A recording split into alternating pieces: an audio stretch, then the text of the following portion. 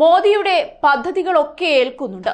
ഹിന്ദുത്വം മാത്രം ലക്ഷ്യമാക്കി മോദി പ്രവർത്തിക്കുമ്പോൾ ഇനിയും രാജ്യം മോദി തന്നെ സ്വന്തമാക്കുമെന്നതിൽ സംശയം വേണ്ട.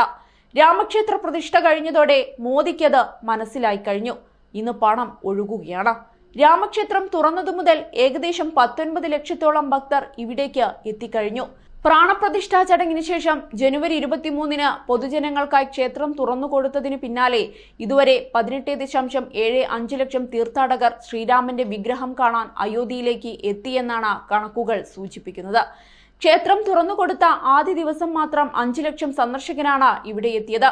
പിന്നീട് ദിനംപ്രതി ശരാശരി 2 ലക്ഷത്തിലധികം സന്ദർശകരുടെ എണ്ണം സ്ഥിരമായി തുടരുകയാണ്.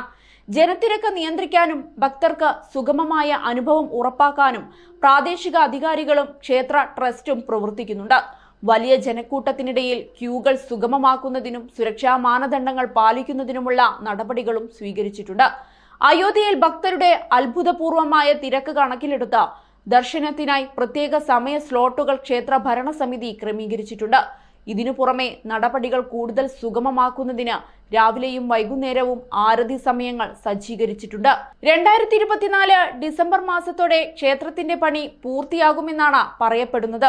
മോദി ജനങ്ങൾക്കു വേണ്ടി ക്ഷേത്രത്തിൽ എല്ലാ സൗകര്യങ്ങളും ചെയ്തു കൊടുക്കുന്നതും ലോക്സഭാ തെരഞ്ഞെടുപ്പ് തന്ത്രമാണെന്നതിൽ സംശയം വേണ്ട.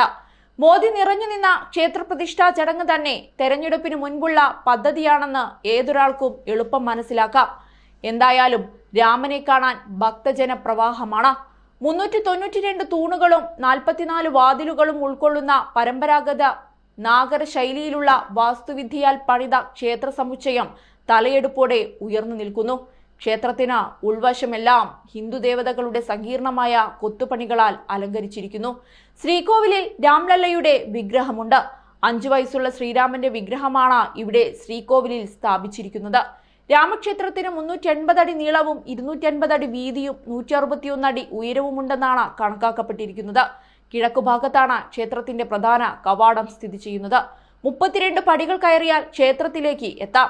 ജനുവരി 22-ന് നടന്ന പ്രൗഢഗംഭീരമായ ചടങ്ങിലാണ് മൈസൂരുവിൽ നിന്നുള്ള ശില്പിയായ അരുൺ യോഗിരാജ് രൂപകൽപ്പന ചെയ്ത 51 ഇഞ്ച് ഉയരമുള്ള രാംലല്ല വിഗ്രഹം രാമക്ഷേത്രത്തിൽ പ്രതിഷ്ഠിച്ചത്. പ്രധാനമന്ത്രി നരേന്ദ്രമോദിയായിരുന്നു ചടങ്ങിലെ മുഖ്യ അതിഥിയും.